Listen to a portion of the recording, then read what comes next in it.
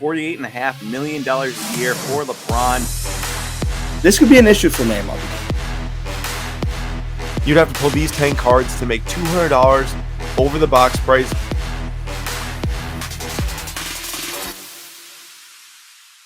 I'm sure you've seen the news by now. LeBron James staying with the Lakers. 2 years, $97.1 million extension. That's pretty crazy itself.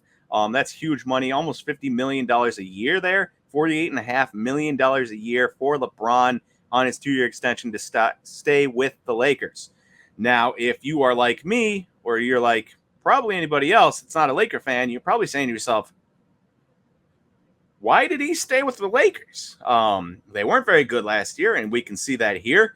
These are the bottom 5 teams in the Western Conference. The Lakers 33-49, Sacramento 30-52, Portland 27-55, Oklahoma City 24-58, and Houston 20-62. And at least the last couple, Oklahoma City and Houston, they weren't trying to win at all. They wanted to tank. Portland and Sacramento, different story. Obviously, Portland with some injury issues there with their superstars. But they weren't very good. Now, one glimmer of hope, obviously, outside of them trading for Troy Brown Jr. or getting Troy Brown Jr., which makes him a little bit younger, casting off Carmelo, old, for Troy Brown, younger. You know, they got a little bit younger across the board, which is nice. But the biggest thing here is Anthony Davis. He played 40 games last year, averaged 23 points, 10 rebounds, and 3 assists. Really good numbers, but only 40 games. Obviously, and LeBron himself only played like 62 or something like that. So, like, if you are the Lakers and you're LeBron, you're saying to yourself, all right, if I'm a little bit healthier, if Anthony Davis is healthier, we get full almost 82-game seasons out of these guys, maybe we make some noise, win some games, I'll stick around.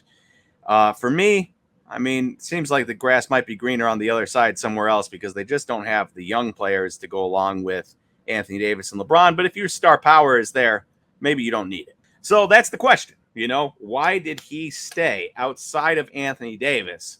And my thought here, Bronny James. So obviously, LeBron knows where he's at right now. He knows how good the team can be if they're healthy. Stay in the situation you know, sign that 2-year extension, be ready for when Bronny is out. So the 2-year extension is this year and then 2 more years with a player option for the final year. So Bronny James is a senior now this year. So he won't be playing this year, and then he'll be a college freshman next year. LeBron playing this year, playing next year, and then player option the year after that, at which point Bronny will be allowed to go into the NBA after his freshman year of college. I expect LeBron to decline that, and whoever picks up Bronny James, whoever tanks for the number 1 pick, will probably also get LeBron with him, which would be really cool. Obviously, LeBron would be pretty old at that point, probably 40-ish. I think he was 37 this last year. He would be 40, pretty old, but LeBron and Bronny James together, oh, that would be amazing. So that, to me, is why this extension was signed.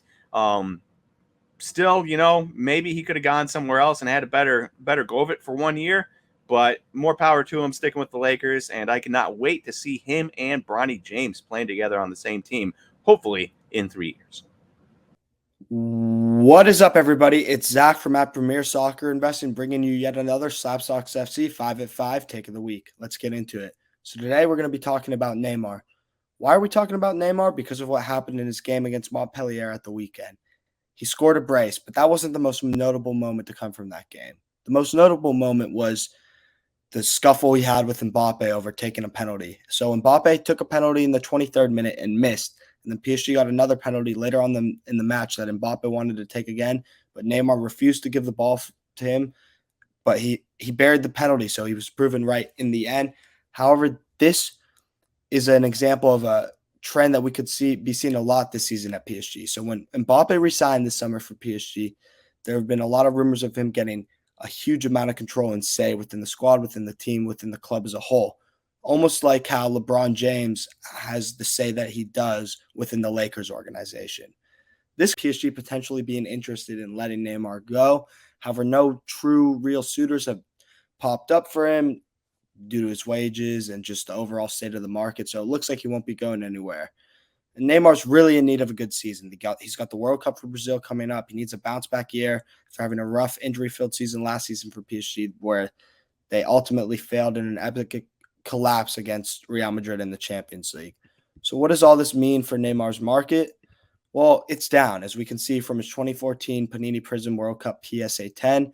It's down 54% in the last year. That's $106. It started at $195, had a peak at $246. It's back down to $89. So what gets this card moving again? Because right now it's been pretty stagnant for the last few months or so. It's not going to be goals or assists against a team like Montpellier in the French League, as much of a good performance as it might have been from Neymar. What's going to do it is a big performance for Brazil in the World Cup, where he has a very good shot of doing something special along with that country, as they are one of the favorites to win the whole thing, or a Champions League win. But that's not going to happen without being in harmony with Mbappe. So it's going to be interesting to see how that situation develops moving forwards. But there's definitely room for growth for Neymar if he hits the numbers and the goals and the success that he is capable of hitting. Then moving on to another Brazilian player, this one who's had an excellent start to his season at a new club in Gabriel Jesus. Arsenal's big signing this summer, $50 million from Manchester City. And he's been a player at City who would score goals, who'd produce, but he'd also miss a lot. He wasn't getting regular game time, and that's why he wanted out. Arsenal made him their new starting striker, and it's paying off so far. He looked great against Crystal Palace, and Arsenal's winning that game. And then against Leicester, what a performance he put on here. 2 goals, 2 assists, Arsenal winning 4-2. And Arsenal might be there, along with Tottenham, City, Liverpool, Chelsea, in that race for the title, in that race for the top 4 spots. And the market is responding to his performance so far. As we can see from his 2017 Topps Chrome Champions League Silver PSA 10, his card's doing around $150 now. It's up 477% in the past 6 months. And then we can also see the same in his 2019 Panini Prism Premier League White Sparkle PSA 9, about 127%. Basically, the whole market for Jesus is up, whether it's more of a rookie type card like his Champions League Refractor, or more of just a cool collectible type card in the White Sparkle first year Premier League Prism. But what does this market continue to do? I think we might be reaching the peak of his market right now. He's not going to be doing 2 goals and 2 assists every weekend for Arsenal, and Arsenal will run into teams that they lose against, and the momentum will dissipate. And I just don't think, even though they've had a great summer transfer window and a great start to their season so far, that they're really going to be around the title race for the entire season. And then additionally for Jesus, he's got a lot of competition for goals and minutes for the Brazilian national team. Guys like Richarlison, Neymar, as mentioned previously, he's not going to be the focal point of that team like he is for Arsenal at the moment. And also, just when you see these crazy percentage gains, like a 477% increase or a 127% increase, you don't want to buy at that point in the market. You're buying at the peak of the market. You want to wait for his prices to come back down to earth. And then if you believe in the player, which he's shown enough at Arsenal for him to do so, and you believe in the project they have got going at Arsenal, then there's value. But right now, I would stay away from Jesus due to the crazy rise he's been on. But that doesn't mean he won't be able to reach higher numbers in the future. So thanks for watching. Peace. We've got a new segment for 5 at 5 here. We are covering part of the Daily Slab, our daily newsletter going out at 7 a.m. Eastern time every single day, covering different news in the hobby, different news in sports, and how the cards are changing based off of performance. So thousands of different collectors have been receiving this newsletter for years now, and we've been sending it every single day since. So SlabStox.com, the very first thing you'll see is the email sign up. Put in your email, get this every single morning, 7 a.m. Eastern time. But I want to jump in on one of the topics. So I will point out each different newsletter does have a little intro, very exciting stuff every morning, and then a rundown that shares what is going on. It's got some links to the breaks that we're doing for that day, if there are any, links to grade directly with us through SGC on our slabstox.com/grading, and then you get some content pieces. So right here, we had a piece on Sue Bird as she announces her retirement, what her cards have been doing over the last 2 years. And you can see how those values change and notable things she's done in her career. That's a new piece every single day, talking about something in the hobby that is changing. Very, very interesting. A lot of times you'll learn something educational you might not have known before. After that, if there's a PWCC weekly auction going on, so on Friday, Saturday, and Sunday, we'll have a bunch of PWCC links for that weekly auction that you can find some good deals. You get to see different sports for eBay links. Those go out every single day. Ronald Acuna right there, Justin Herbert. There's even a budget corner coming up too. There's the F1 links, and then there's the budget corner like a Tua, Hollow, and stuff, Joe Burrow. And then we've got the graph here for the trendsetter every single day, powered by Card Ladder. We are looking at Albert Pujols for this email in particular, and how his cards have been changing over the last month with some good performance recently, unfortunately against the Brewers. But he's been doing very well, especially against left-handers. But for this specific segment, I want to use the next 3 minutes to go to the top and look at this intro. It says, how many good cards do you think you have to hit out of a Panini Eminence box to make your money back? The answer is a lot. And even then, your odds are minuscule. Check out this discussion we had on Instagram showing how 10 amazing cards won't even get your $32,500 back after selling fees. Stumbled there for a second because that's a lot of money. And now let's go look at the Instagram post to see exactly what you'd have to pull to make your money back. I'm sure as many of you do, you follow us on Instagram, so you may have already seen this, but we looked at 10 different cards because the Eminence box is 10 cards included inside of it. $32,500 is the last sale for one on eBay. I think it retailed around like 25 to 30K anyway, so it's still very expensive. You'd have to pull these 10 cards to make $200 over the box price, but that's before selling fees, so you really lose money if you pull these 10 cards. First one is the true RPA of Trey Lance, numbered out of 10. That's sold for $7,950. Pretty expensive, honestly, but that would be your most expensive hit if you got that one in your box. A Mac Jones horizontal RPA out of 5 that sold for $5,600. A Russell Wilson 1/1 NFL Equipment Shield auto, 1/1, like I said, $5,500. Justin Herbert Nike logo out of 3 on-card auto, $3,400. Trevor Lawrence on-card rookie auto numbered out of 5 for $3,000. Jamar Chase RPA numbered out of 5 for $2,930. Aaron Rodgers patch auto out of 10 for $2,025. Jerry Rice 2-color patch auto numbered out of 2, I think that is, for $1,650. And then your last 2 cards, which would be the smaller ones in the box, Bruce Smith auto for $202, and then a Lamar Jackson silver bar for $455. Now, keep in mind, this box was not actually pulled. I made up this box to get to that $32,500. This is like a simulation, a mock box, but you would have to pull all of those cards, multiple amazing rookie patch autos, multiple huge veteran hits like the Wilson logo shield, and then the Aaron Rodgers and the Jerry Rice, and you still would not even make your money back after all the selling fees. Now, people say, oh, well, it's because it's a breaker product. But even at that point, you're probably getting charged like $4,000 a card for this product. So if you were charged $4,000 a card, you have had been lucky enough to hit a Trey Lance or a Mac Jones or a Russell Wilson to get that $4,000 even back.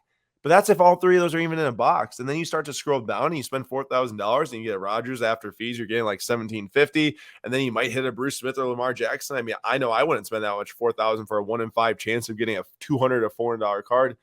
Just crazy, just crazy. The price of this box, Nate covered it in the past, so expensive. Probably the most overpriced product of all time, if you ask me, based on these single sales. Let us know what you think in the comments below. If you think Eminence is overpriced or if the singles are actually just a great buy right now. What's up, everyone? You may remember last week when we covered Fernando Tatis Golds and his market compared to other superstars and saw that there was a market correction, as many of you pointed out in the comments, a market correction to his gold PSA 10 being drastic drop, 39% we're talking. Well, what a difference a week makes, because obviously a couple days after that released, Fernando Tatis got suspended for PEDs. He made up some excuses. His father made up some excuses. And yet, here we are. Fernando Tatis, one of the brightest young players in the entire MLB, suspended for 80 games. And so this was the graph that we looked at last week. And you'll notice 39% drop on his gold from 1580 to 950. Drastic drop, right?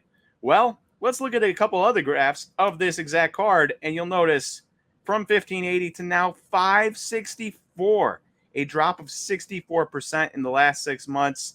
And in the last 2 weeks, from that $950 price, it dropped to $564. That is a drop of 40% in 2 weeks. 64% in 6 months, 40% in 2 weeks.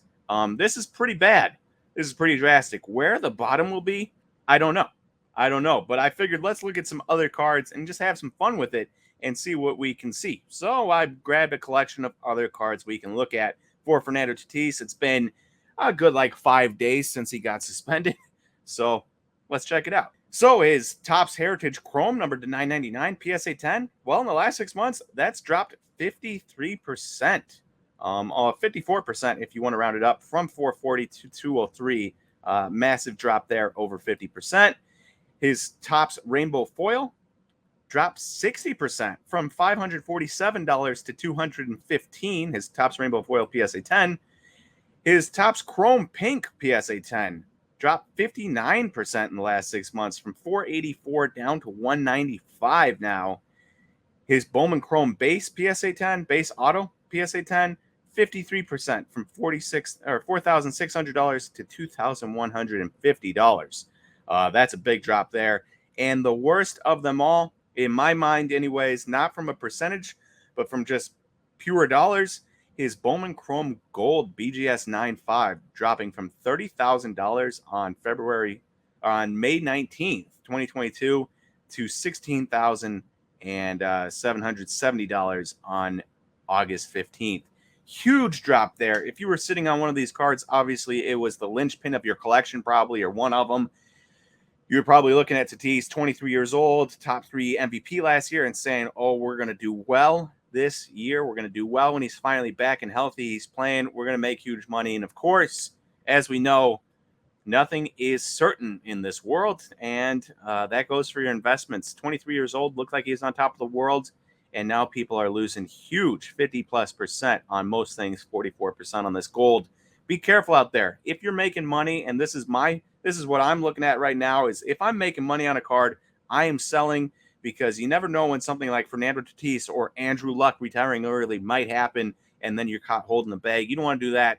So my advice is don't get greedy. If you're making money, sell, move on. There's always somebody else.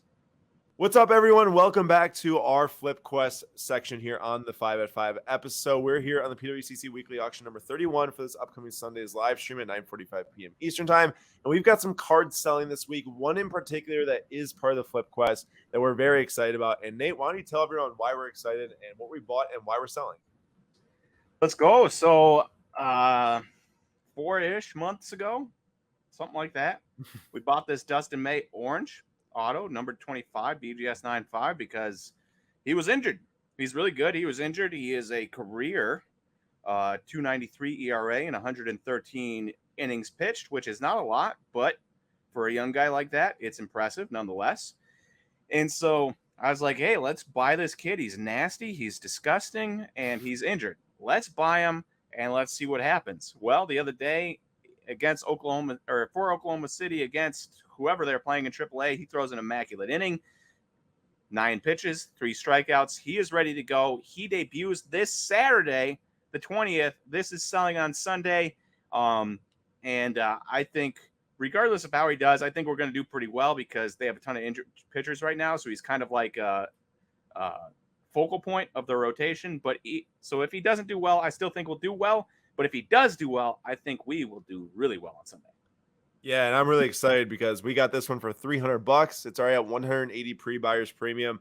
I'm hoping that goes up obviously a lot more. But if he does do well, you never know. Like we've seen this particular card sell in the past for like $750, $800.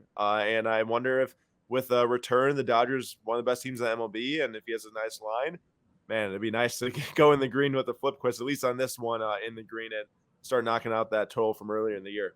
The card I'm excited about that we're selling this weekend is going to be this Christian Horner auto, numbered out of 90 SGC 10 with a 10 auto on it as well. And this is a population of 1 for the Gem Mint through SGC. Now, it's at $66 right now. This card we actually did sell in the past, maybe like a month ago, but it was one of the only Formula One cards we had that didn't go paid for. We sold a ton through PWCC leading up to the National, then we sold even more at the National, and then having a couple left to sell post-National. This one didn't get paid for, which is unfortunate. Obviously, it happens on all platforms. But the important thing is that this is one of only, I think, 2 sports cards we've had sell through our little, selling sessions, even if this isn't part of the Flip Quest, quote unquote, because we didn't buy it on one of our Sunday live streams. We got it raw, graded it, and selling it.